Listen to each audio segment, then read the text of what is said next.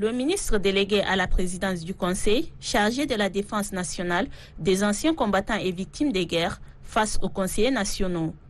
Daoud Yahya Brahim soumet ces jours au cours de cette séance plénière, présidée par le premier vice-président du Conseil national des transitions, Mohamed Saleh Maki, de projets de loi en complément au dispositif institutionnel régissant l'armée tchadienne.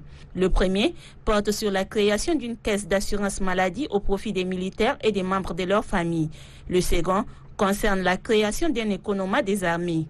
Ces deux projets visent l'amélioration des cadres de vie des soldats, eu égard de leur sacrifice pour la défense et le maintien de la stabilité au Tchad.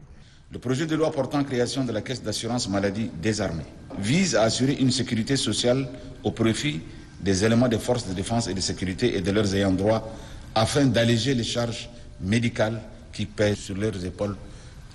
Le projet de loi portant création de l'économie des armées vise à assurer une sécurité alimentaire au profit des éléments des forces de défense et de sécurité en leur facilitant l'accès aux denrées alimentaires et autres marchandises en hors taxes et subventionnées. La pertinence, la gestion, le financement, la transparence, le processus d'opérationnalisation, mais surtout l'implication du ministère de la Santé publique dans la mise en œuvre de ces projets sont entre autres les préoccupations exprimées par les conseillers nationaux.